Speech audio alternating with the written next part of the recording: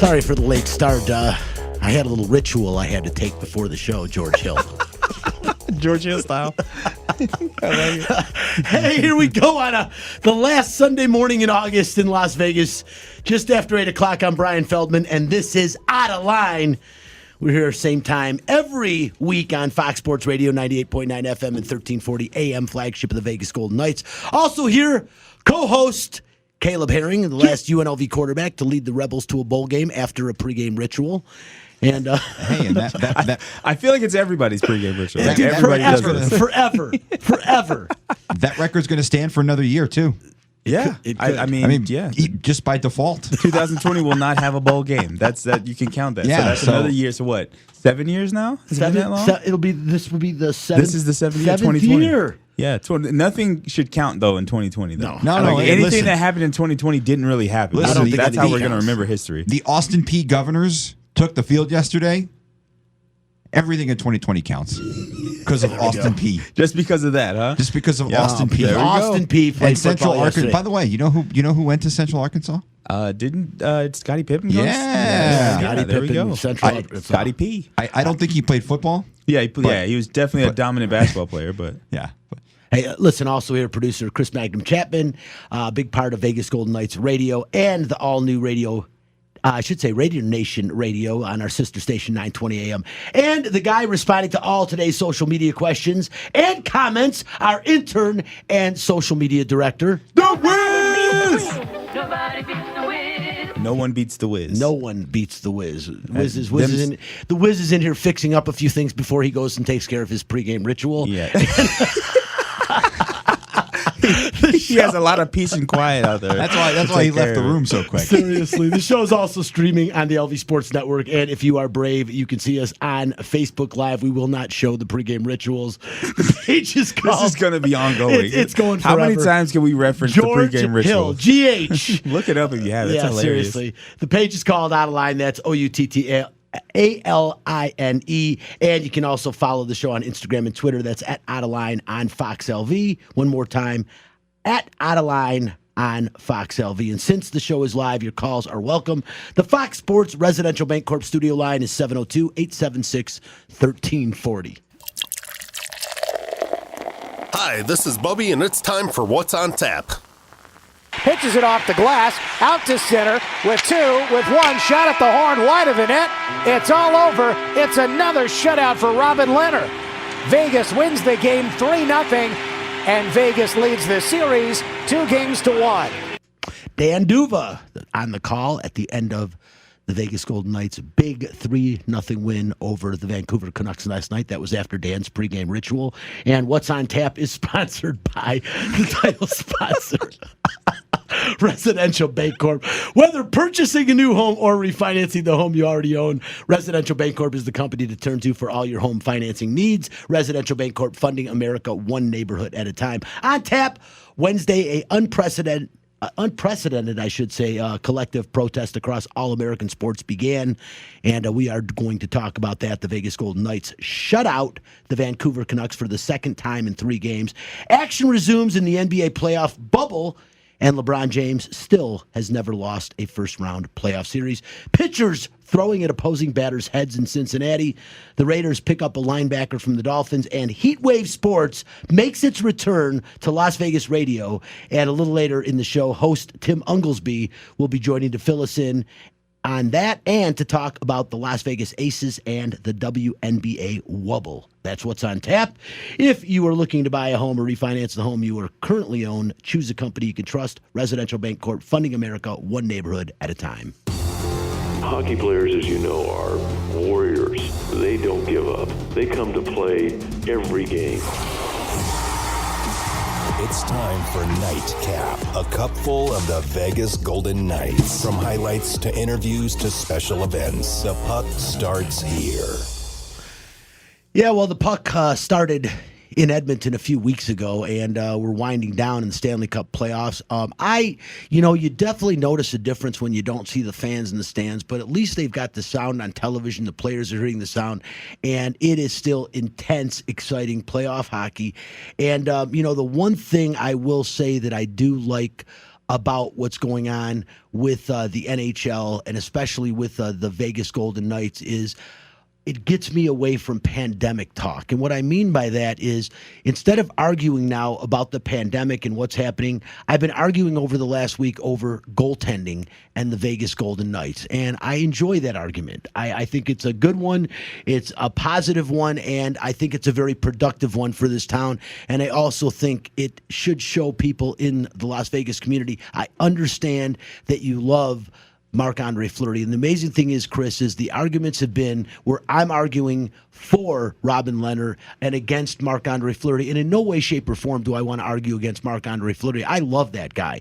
He has meant worlds to this community, worlds to the NHL, future Hall of Famer, and everything else. The bottom line is it's about winning a Stanley Cup and who is the best guy between the pipes. And in this case, without question, it's Robin Lehner. Yeah, and it's nothing personal against Marc-Andre Fleury, which I feel like a lot of fans are taking it that way. Right. Like it's a personal His agent thing. definitely did. Yeah, well, and We said last week he was doing his job. and as you heard Robin Lehner say last week, if he wants to be unprofessional, that's on him. Ooh, So I love it. So Robin Lehner not bringing the fire, but yeah, I mean it's nothing personal against Marc-Andre Fleury. I mean the goal is to win games, and I feel like as a franchise, as a fan base, and I don't, obviously I don't know how many people weren't sports fans before the Golden Knights. I mean, I'm sure there are a percentage of people who maybe casually watch sports. I mean, we're all hardcore sports guys in here. Yeah. We know there was a point where the 49ers had to move on from Joe Montana. Yep. We know there was a point when Dan Marino had to retire from the Dolphins. Unfortunately, his last game was a humiliating loss. There was a point when Bobby Houck had to leave UNLV. It's been like a month. I would just say it's been a month. Was it Shane Steichen that yeah. yes. So there was a point where Caleb Herring had to dethrone Shane Steichen. I mean, that's just the way. well, Shane was gone before that. It was Omar. It was Omar Clayton. Oh, Omar Clayton. Yeah, I liked Omar Clayton. Yeah, I liked him too. Yeah, he was a good quarterback. Yeah. But it's there's a point where sometimes you have to move on. The problem the Golden Knights have, and this is obviously something that isn't a problem right now, but it will be as soon as the season ends. What do you do? But Pete DeBoer doesn't care about that.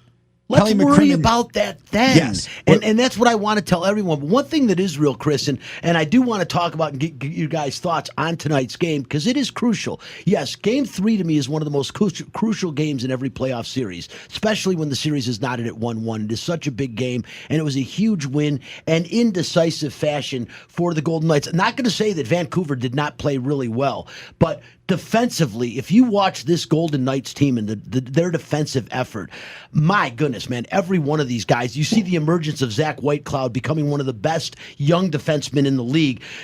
Shea Theodore flat out becoming one of the best defensemen in the league. And every other minute you're hearing, wow, great play by Braden McNabb. What a play by Nate Schmidt. It's constant, and it is because of how good defensively they play. As good as that last line of defense is with Robin Lehner and Marc-Andre Fleury, the guys right in front of them are doing a hell of a job. But one thing that is personal, Chris, when you said it's not personal with Marc-Andre Fleury, when it comes to Max Pacioretty and Spencer Ostrowski, it is personal. And yet Max, 3 goals in the last 4 games, but Spencer still says that probably somebody else should be replacing Max Pacioretty on the Vegas Golden Knights. I don't want to argue too far into this. I just want to hear Chris say that 1, he's not an elite goal scorer, and 2, he takes too many shots. After that, I will not argue. I don't care how many shots he takes. That the whole point is to take shots. You get the puck, you shoot. And he's a good setup man. Did you see some of the passes this guy makes? When would you say that in basketball, where any shot's a good shot? That's Kobe not Bryant. true. It's a whole different... When Kobe Bryant was shooting the ball, it was a good shot. Yeah. No, wait a minute. And you can't compare basketball to hockey. I was just going to say here, I'm going to stand up and say this. I've been playing hockey most of my life.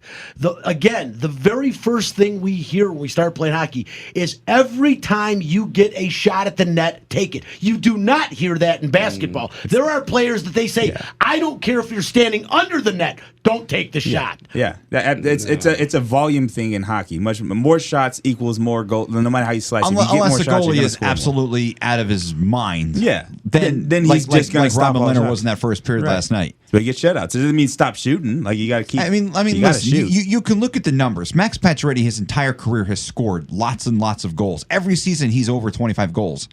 I mean, he may have scored 40 this year. if there's no pause. So the idea that he's not an elite goal scorer, I don't care about the volume of shots. I don't care about percentages. That means absolutely nothing to me. What matters to me is how many times he puts the puck in the net, because you don't win games 0-0. Okay. There is no way I would say Max Pacioretty is even an average NHL hockey player. He is an above I don't think he average- said. Now I'm going to defend Spencer. He didn't say he was an average hockey player. He just said he's not an elite. He's not. goal No, scorer. and I'm saying, but I'm not going to say maybe he is an all-time elite hockey player. But right now in today's NHL, I would say he is an elite hockey player. This is the last counter argument I'll give to Okay. this. The Golden Knights score more goals per average without him on less shots. So they get higher quality shots when he's not in the So game. I and they think I score feel more. like the difference that you're saying is that the fact that the percentage or the rate at which they score goals when he's not there is evidence that him being there or he is not an elite goal scorer. I don't think with hockey it's the same where you can pull the averages or the percent of shots on goal that actually go in. I don't think that is what is used to qualify somebody. Well, as here's an the other elite thing. goal Max scorer. Pacioretty had 5 game-winning goals this year. Yes, Yeah. Chris. So- My question to you is this: do you think right now, if McCrimmon picks up the phone and calls any other NHL team and says, "Hey, Max Pacioretty's on the block," that there's one team that wouldn't be interested? No, I don't think so. I Right. feel like every team would be to interested. in go it. back to your point about like shooting and stuff and just making the basketball, like if James Harden is considered an elite scorer, correct, but his average, he's probably considered the best scorer of all time, but the percentage that he scores at, like the rate he scores at compared to other people, he's not as efficient. But I'm not going to say that because JaVale McGee has a higher percentage of field goals made compared to field goals shot doesn't mean that he's a more elite scorer than James Harden. You would definitely rather have I would James rather Harden have shooting James the Harden rock. shooting. That's So not- that's just the argument against statistics and how you analyze them in general. No, it's I not. It's just the way it's apples to oranges. He can be an elite scorer with a terrible shooting percentage and still be considered an elite scorer. Well, the thing is, that's just how I he has would preface it. 6 30-goal seasons. Yeah. I mean, it's almost automatic. Max Pacioretty is going to get you 30 goals as long as he's healthy. He also battled back from a really, really horrific neck injury. He was hurt last night too. Let me tell you something. He got hurt last night. We don't know much about Yeah, it. he did But he leave- was gone for a while for that game. Yeah. And there is something bothering him. But he came back out and he put in some more quality minutes. I understand what you're saying, Spencer. There was one shot that he fanned on that I'm like, oof. It looked bad last night. I'm watching him regularly now because of you. But still, what I will say is he makes some very quality passes. He is a very heady player, a great teammate, and I really think the Vegas Golden Knights' chances of winning a Stanley Cup are better with Max Pacioretty as opposed to without him. Well, and the other thing is you talked about some of the plays he sets up. The drop pass he had last night on the White Cloud goal was spectacular. insane. I mean, the other thing is because you have to factor for Max shooting the puck as much, that makes William Karlsson and Mark Stone that much better.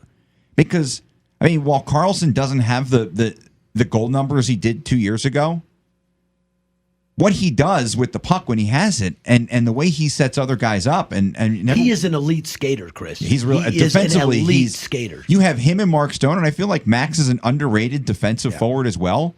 I mean, his numbers may not show it, but he gets back. Do you know he that's puts one in of the work. That's one of the things, and they talked about it briefly last night. But the Vegas Golden Knights probably have cumulatively the most two-way players in the National Hockey League. A lot of these guys really can play both sides. Even our defensemen, you got guys like Shea Theodore, Nate Schmidt that put the puck in the net but play elite defensively as well. Very hard to match this team's intensity. And you see young guys coming up like a Zach Whitecloud, who I think, Chris, the upside of this guy is tremendous. His size, his tenacity, and just a nose for the puck. Well, he's tough. He's gritty.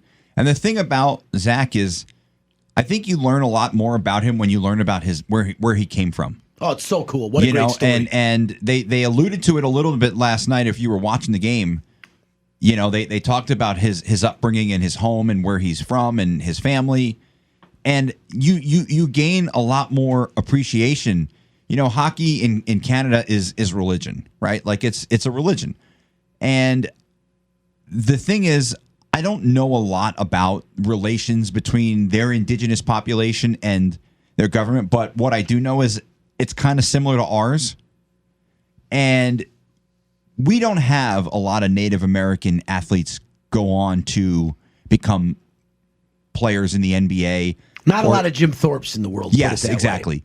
And in Zach Whitecloud's case, he's not the first, but there's not a ton of indigenous players who go on to play in the NHL or in the NBA or Major League Baseball. I mean, yeah, there are some, and I'm sure if I looked it up, I'd be like, oh, I didn't know that. But Whitecloud wears that with pride.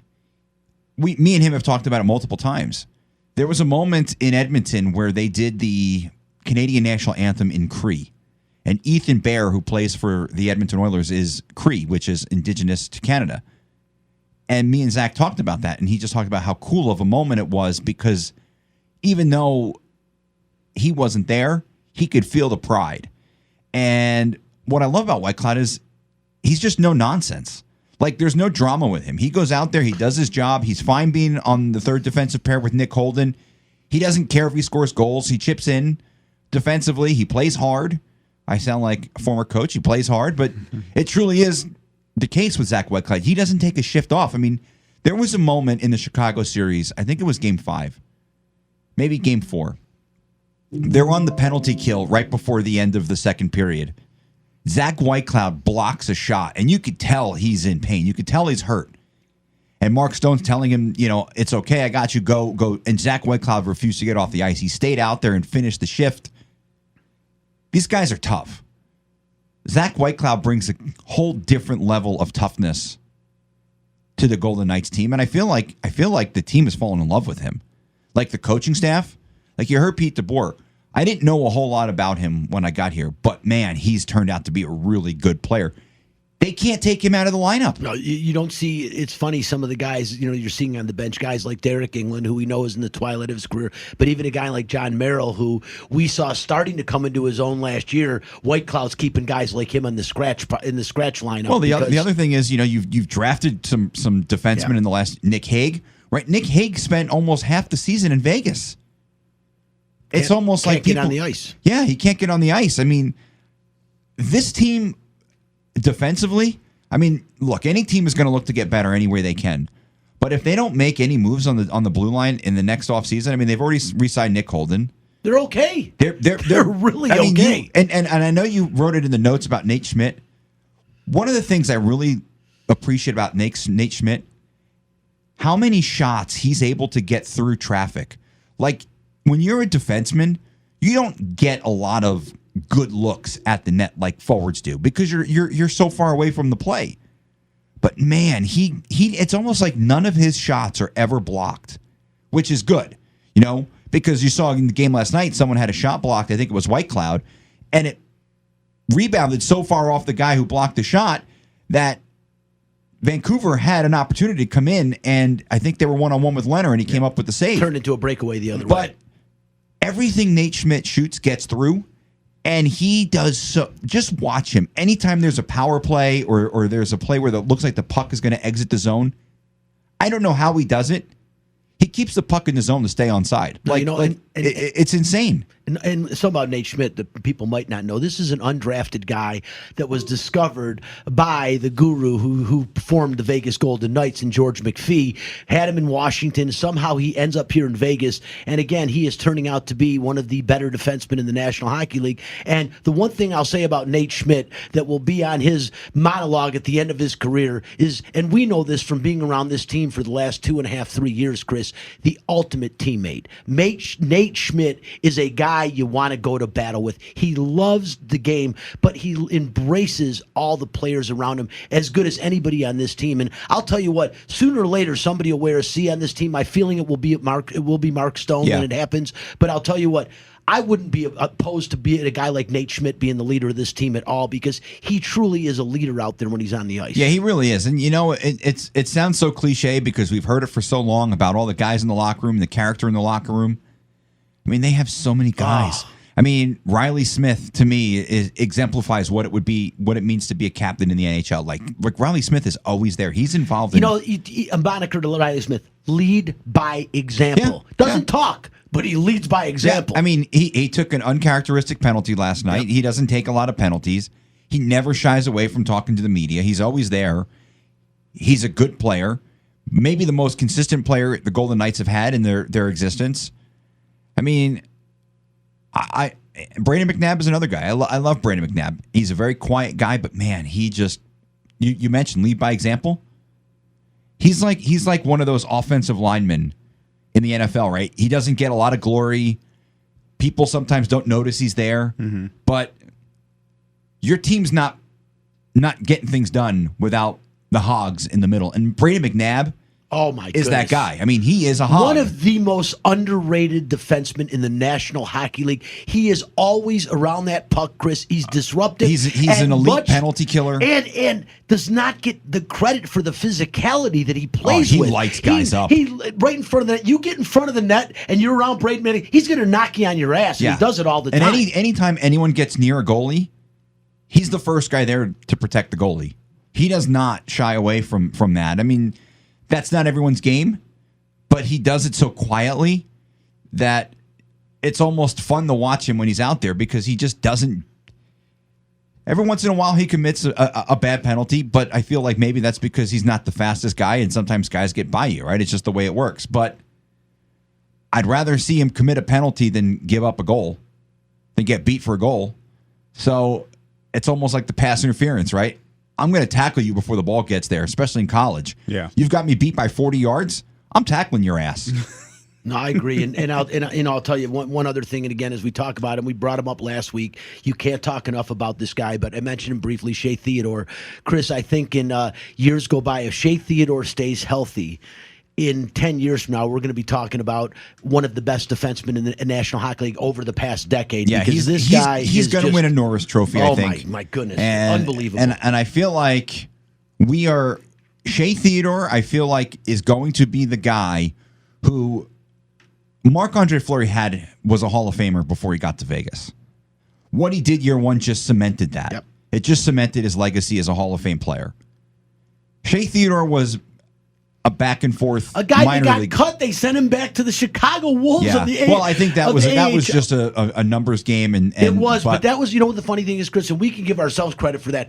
Both of us, way back when, and we should go back and find the tape after they cut and they formed the team. Both of us said probably the biggest surprise to not make the original roster was Shea Theodore. And Alex Tuck was really a surprise. And here they are, two young staples that are going to be part of this team forever if the organization stays smart. Shea Theodore, if his trajectory remains the same, he will be the first guy who I feel will have a Hall of Fame career while playing. I mean, I know it's real early, but if the trajectory stays the same, he looks like he's going to be an elite player. And I mean, I know it's a lot of pressure to say a guy's a Hall of Famer this early in his career, but man, he looks like he's got everything it takes. And I mean, it'd be kind of cool if he does turn out to be that guy, that kid who comes here and he's a minor league player, and you watch his career, and right before your eyes, you watch a guy become a Hall of Fame player. I mean, I think he could be that first guy for Vegas who spends a majority of his career here.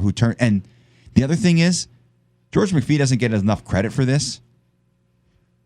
The contract that they have Shea Theodore signed to might be the greatest coup in the history of hockey because, I mean, he's an elite player already, and he doesn't make elite money, and he's under contract for like 5 or 6 more years. That'll be renegotiated, I have a feeling, in a short period of time. But he's a great guy, and it's just really good to see. There's so many great stories with this Vegas Golden Knights team, and the fact that we've got to watch it materialize over the last couple of years has been really, really cool. Final thoughts, guys, on the Vegas Golden Knights tonight. Obviously, playing back-to-back games because of the break that they all took, very justifiable break, which we'll talk about after the break.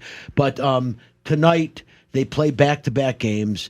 You've got Robin Leonard. There's no question. Anyone out there that doesn't feel that he's the number one goaltender right now, watch a little more closely. I mean, understand that Robin Leonard is going to be the goaltender of the Vegas Golden Knights, God willing, for the next couple of years at least. And Marc-Andre Fleury, we all know, man, he legendary. This guy, I hope they erect a statue in front of T-Mobile Arena when it's all done, because really he was the initial face of this franchise that brought him to recognition. But tonight, a crucial game. They are up 2-1, but every game's crucial. do you start Robin Leonard again tonight, or do you put Marc-Andre Fleury in net to let him know?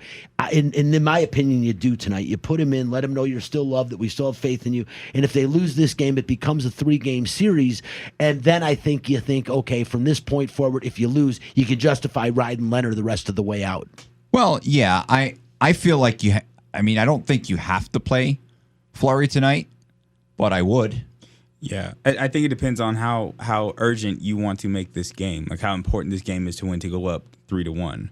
So if that's how you want to play the series, like I'm going to go up 3-1, that's the goal. Then you say, yeah, play Leonard. But I think if you think the series is going 7, like, or you're going the distance, then I'd say you want to rest Leonard right now. Like he just got off a shutout last night. So I'd say get him some rest. You may still win with Fleury, but you're not putting all your chips in that basket. Agree. You're going to say, yeah, we may win. If we do, great. If we lose with Fleury in net, then we still got our starter, our number one guy, the clear-cut number one at this point in the playoffs. He's the number one guy, and we have him rested for the next 2 games, so then we can finish the series off. That it's just how you want to play the series. I don't think it's a wrong decision either way, but with how Leonard played last night, I think 2 shutouts in the series so far. I think it's like you if you want to put your foot down and say we're going to go win the series, Leonard's the hot hand right now of the 2 goalies. That's the way I think a lot of people think. Mm-hmm. I mean, you play the hot hand. Like It's that's logic. That's generally the way it works. I don't know. I mean, you can't say Fleury's not the hot hand, though. He's won both games he's played in the bubble, and he played really well in the. He let in one lousy goal that went underneath his arm. That I still look back at that goal and I'm like, wow, that was a really bad. I don't know how goal. I would say the hot hand is the hand that has not given up a goal in the series. In 2 games. I would say. I mean, and here that here's would be hot-handed. Here's a crazy thing: Marc-Andre Fleury has never lost to the Vancouver Canucks in regulation. And Robin Leonard has 4 wins against the Vancouver Canucks, and all 4 are shutouts. So it's like he's got a better 6 of one. It's kind of 6 of one, half dozen of the other. Yeah, I mean, it's insane. I see what Caleb's saying. Yeah. Also, I feel like if you play Marc-Andre Fleury, you're going to get a highly motivated I Marc-Andre think Fleury so too. tonight. And I also think it's almost like Fleury is an intelligent man. If you play Leonard tonight and you go up 3-1, Fleury knows he's getting token game 5. He knows the only reason we're letting you play is because we can afford to lose a game. I think you put him in net tonight. I really do. And I think, like I said, no matter what, you're going to either Fleury's going to justify getting a game in every series, or tonight we'll see it justified that Leonard you ride the storm all the way to the end. It'll be interesting to see. Guys, on our way to break, something I kind of wanted to do. What a week in sports, and a week again in this world, this crazy world that we live in right now. Starting off earlier in the week with Jacob Blake, just an absolutely another repulsive incident. And I love the Milwaukee Bucks and Giannis and those guys for getting it started. It went across all the sports, and it was something to behold. And I really love seeing this unity amongst all sports, and it shows the voice that professional sports really does have in this country, which was pretty cool.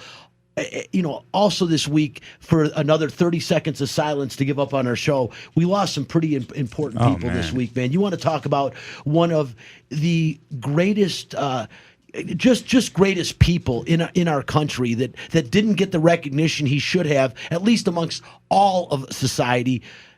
Chadwick, man.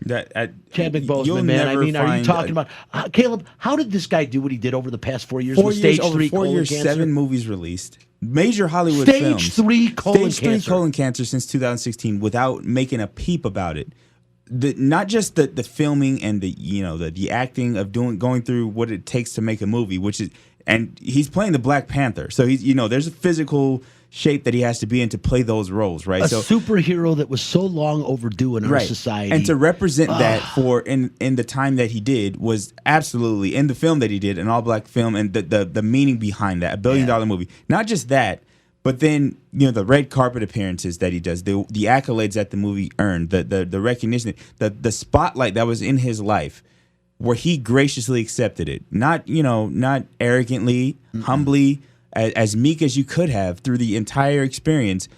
And knowing now that he went through all of that with stage 3 colon cancer is one of the most heartbreaking things. And there was, I have to mention, there was a social media post that the last time he was publicly on his social media, he went live to talk to his fans.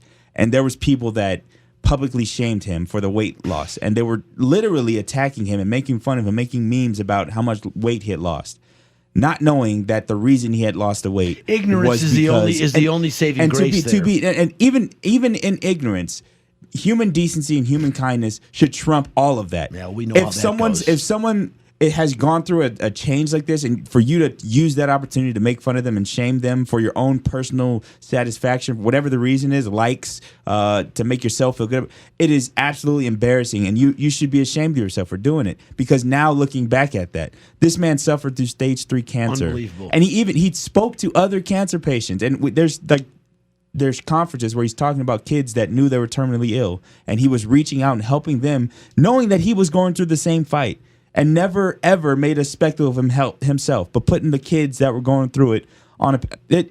Dude's a hero. It is not. I have not been that just impacted. Not Black Panther. He's a hero, dude. I haven't been that impacted as far as somebody with cancer since Jimmy Valvano's speech. Honestly, I mean, I was like blown away. Yeah, that and when Stuart Scott is the only other one that comes to mind. Yeah, those two just incredible. Yeah, and to think what this guy did and the movies he made and how impactful, to hear the widow of Jackie Robinson say it was like looking at young Jackie again, when how good of a job he did at portraying Jackie Robinson in 42.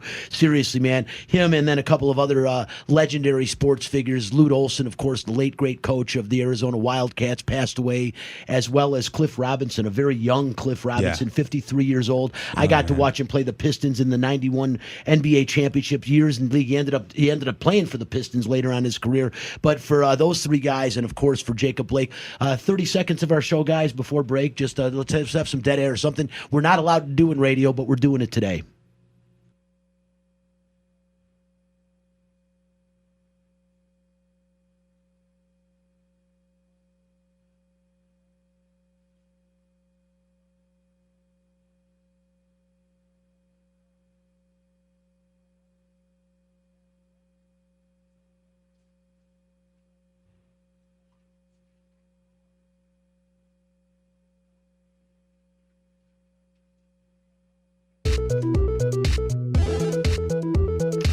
Outta Line, Fox Sports Radio, 98.9 FM, 1340 AM, flagship of the Vegas Golden Knights. They got a big game tonight, Game 4 against the Vancouver Canucks, up 2-1. Who will start in goal? Pete DeBoer will let us all find out probably just shortly before game time. It is time for S&B with C. That is all about the silver and black with Caleb Herring.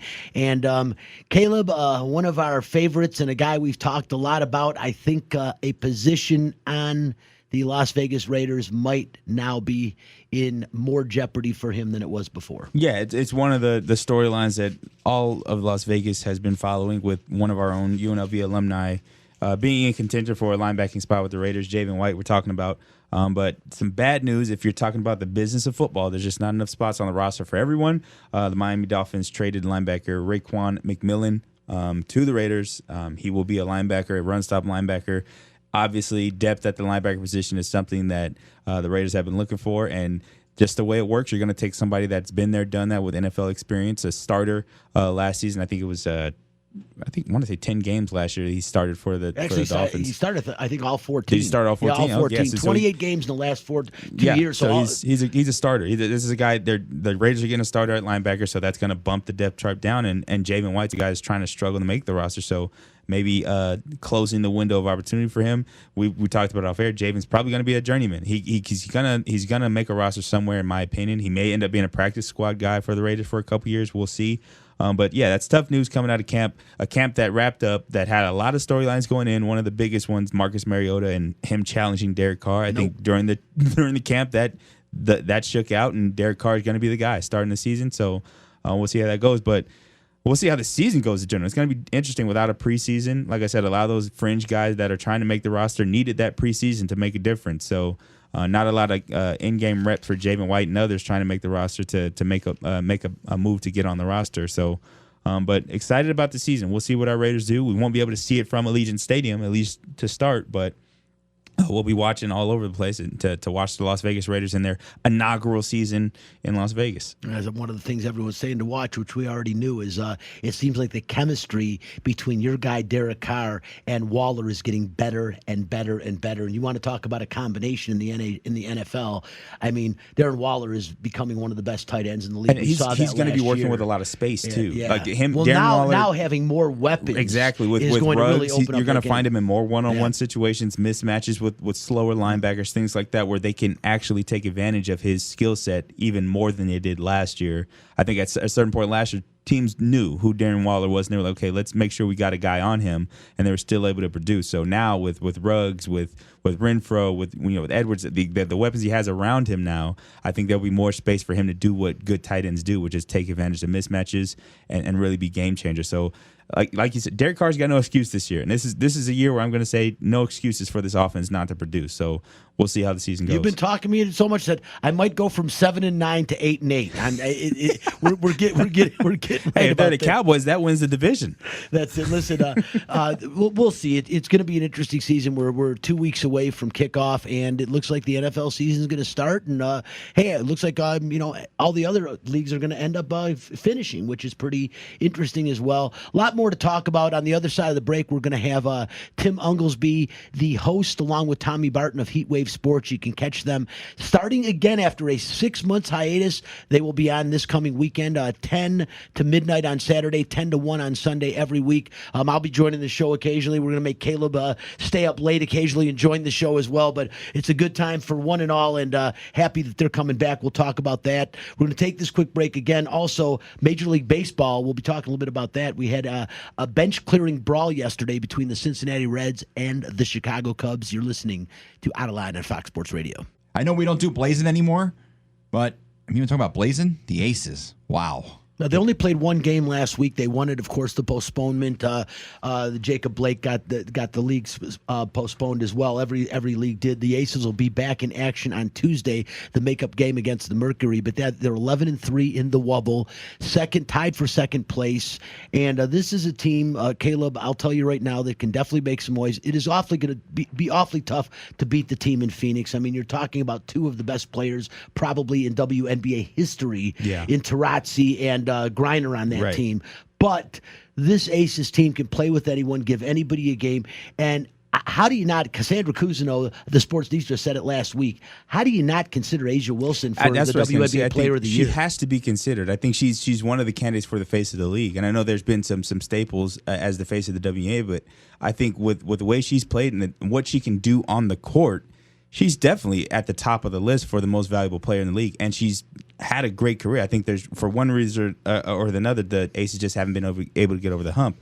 This year, they look like a team that's going to get over the hump. Like you said, getting past Brittany Griner, who's just a force in the WNBA, is going to be tough. We'll see. And without Cam Page, it's going to be difficult to do that, like to match force with force type of thing. It's amazing they're 11-3. How are they 11-3 without Liz Page? That's the things that unreal. It just doesn't make the teams just gel together for whatever reason, and that's kind of what you talk about when you talk to Bill Laimbeer a couple years back when you say you're getting Liz Page, and you say like how you're instantly thrust into title contention. There's a process that has to take place. You don't just throw talented people together and all of a sudden here you go. The team chemistry has to unfold, and I think right now the Aces are playing with an enormous amount of team chemistry, and they're playing with each other and for each other. And then, of course, A'ja Wilson's balling out right now. So those factors are really starting to finally come out as an on-the-court product, and you're seeing what this team can potentially be. Well, Chris, I was going to ask you, I agree.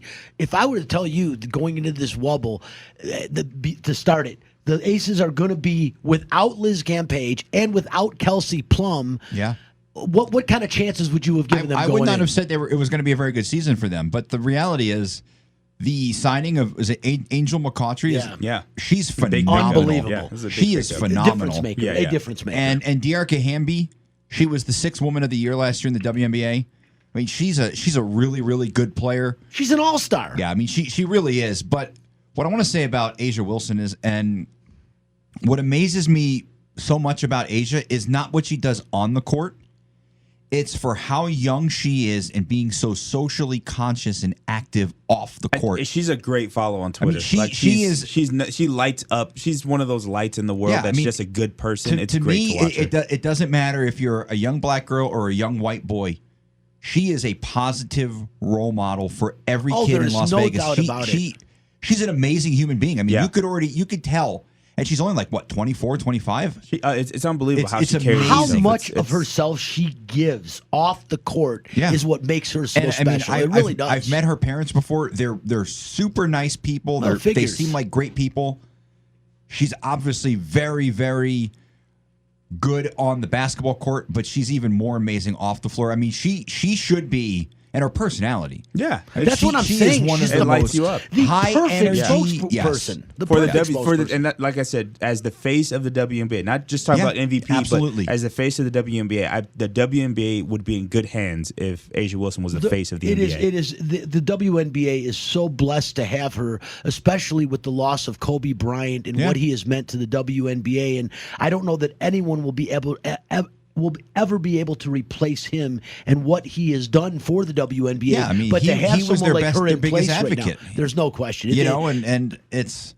I saw some pictures the other day. I guess maybe it was about a year ago. They had their All-Star game here, and Kobe was front and center, and he was taking pictures with all the players. And I saw a couple. He was at a lot of Aces games, and we saw him a lot. It was pretty cool to see Kobe Bryant constantly over at Mandalay Bay because he was here to watch the Aces. And we talked about some of the big losses in 2020, and I don't know. No, like if there's any bigger, I don't know if the sports world, just the world in general. We lost the greatest basketball player of this generation. Yeah. Like to me, it's. Maybe you could. I don't know if you put LeBron and Kobe in the same generation. I mean, I know their careers crossed, but to me, Kobe was so dominant from 2000 to 2010 that it's hard to say that LeBron was his generation. But I mean, to lose Kobe Bryant, and then it makes me cry when I see the picture of him and Chadwick Boseman. I mean, it's like it's heartbreaking to think that The story about LeBron Chadwick James Boseman. said it yesterday. I'm not going to use the superlative that he used, but it just adds this week to how lousy of a year 2020. Definitely the worst year of all of our lives. The story unbelievable about Chadwick Boseman that I completely forgot was when he got his VMA award. He gave it to the kid who broke up. There was a shooting at a Waffle House in Memphis. Yeah. And he was like, I don't deserve this. This kid's a hero, and he gave it to the kid who he stopped people from getting shot. Like just a good, and he's just a very good person. To lose good people, it always sucks, especially like when everybody could recognize the goodness difference in a person. Makers, Caleb, difference makers, and that's what Chadwick Boseman was, a difference maker. Your time ended too soon. Kobe Bryant's time ended too soon. Chadwick Boseman's time ended too soon. Like it's their time here, but they made a difference with the time they had. Like, and there's no question about that. At both of them, whether it's Kobe with the WNBA, Chadwick Boseman with issues of race inequality in Hollywood and just in general in the world, highlighting these things, both were gone too soon. I would have loved to see what a lifetime worth of, like a full lifetime worth of achievement and accolades and difference making would have been for both of us. It's a gut punch when you lose somebody like that on a global scale. It's like the WNBA loses their biggest advocate, and Chadwick Boseman, who as you mentioned, was every role he played was it was monumental. But like it was, I think when people don't grasp and don't quite understand what the movie of Black Panther was about, right, and what the character created back in the 60s. I have a Black Panther T-shirt, and it's the comic book. It's not. Yeah, it's not the Chadwick Boseman movie. It's the comic book, and I used to read the comic when I was a kid, and I didn't quite understand it. Yeah, as I got older, and I read things from Stan Lee, who created Black Panther and Marvel, I understood a lot more. Right. So it was so much more than a superhero. Yeah, and I think that's where we missed the boat. I think you missed the boat when you say that it's just a superhero movie. No question. And you think it's a coincidence that Chadwick Boseman gets the role. Like Chadwick Boseman before that had played prominent black figures in his picking of his roles and the way he was cast and the mantle he took on as Jackie Robinson, as James Brown, as Thurgood Marshall, these roles that he played actually were socially conscious decisions for him as an actor. Yeah. So the Black Panther Well, he was didn't bigger want to be than an just actor, a but superhero he movie. realized once he started portraying these famous icons, it's like this is my impactful. calling. It means something to bring these stories to light. I saw 42 in the movies, and because I love Jackie Robinson. Yeah. Like my grandmother, Sicilian immigrant, lived in Brooklyn when the Dodgers were there. She loved Jackie Robinson. And because of her, I became a huge fan of what he did and everything. And I remember going to the movies and crying. Yeah. Like, I cried in the movie theater because I'm like, I cannot believe how difficult we made his life. Oh, my God. And when I say we, I mean America, Society. and white people, and society. Like, just how hard. Like, the manager of the Phillies, unfortunately, same last name as me. I almost slipped. What a piece of garbage. Yeah. Like, and this is real. Like, this legitimately happened. Yeah. And it's a horrible coincidence, but maybe it's not, that Chadwick Boseman passed away Jackie Robinson Day. on Jackie Robinson Day in Major League Baseball. He also passed away right around the time of another, what appears to be, civil rights movement in this country. Like, his legacy is, It's unprecedented. yeah, It really it is. truly is. I mean, just a horrible loss for humanity and society. And I don't really get too caught up in when celebrities die, but when they make an impact like he did, You could say you felt it. If It fe- you know, feel it. and It don't feels be different. offended if you weren't a fan or if you haven't seen the movies. Do it now. Go and understand. By the way, why this is such a monumental, has such monumental impact on our society, in our country, our racial relations. This guy truly was something very special. And again, if you haven't seen Black Panther, go watch this movie and realize that you're not watching a movie about a superhero. You can watch it tonight, actually. You can. ABC, who is owned by Record Disney. it if you're watching the Knights game. ABC is owned by Disney, who owns Marvel now. They're going to show Black Panther tonight. I don't know what time, but uninterrupted by commercials, they're going to That's show so cool. it. I'm recording it. That's unprecedented. I'm recording it. It's unprecedented to think in 2020 they're going to show a movie That was a $1 billion box office movie. in This is prime not some time. throw off television movie. Yeah, It's it's incredible. No, it is. Listen, before we run out of time, I did mention that there was a bench clearing brawl in Major League Baseball yesterday in Cincinnati, a doubleheader between the Cincinnati Reds and the Chicago Cubs. In the first game, Anthony Rizzo hit 2 home runs, and in the second game, in his first at bat, he gets a rookie pitcher from the Reds, TJ Anton. The ball went over his head. He looks at his hand like the ball slipped, because I would have looked at my hand when the ball slipped, and you realize, wow, that was pretty bad. And so, there was a little bit of arguing. A couple people tossed, and then, of course, you have to retaliate. And a little bit later in the game, the same thing happens on the other side of the ball. A bench-clearing brawl transpires out of it, and a little bit ridiculous. I mean, a guy hits 2 home runs. Why do you throw at his head, Caleb? Because Isn't that you're part mad of the at him. game? You're pissed at him. Would you throw at his head? You would. I know you would. You can't handle being beat. So you would have definitely thrown. You might have hit him. I mean, if you're gonna throw, you're aiming to hit, right? No, I would never do that. You got me, buddy. I get it. I'm gonna try to strike you out next time. That's what I'm gonna do. Check out the Black Panther tonight on the Disney Channel. Check out the Vegas Golden Knights. Who's going to be in net? We'll find out tonight. We will be back next week. I want to thank all of my guys here: Caleb Herring, Chris Magnum Chapman, and of course in the break room, Spencer Ostrovsky. We're out of line. We're here every Sunday morning, same time, 8 a.m. Pacific time, in the Fox Sports Residential Bank Corp studio. I'm Brian Feldman. It has been great. Peace.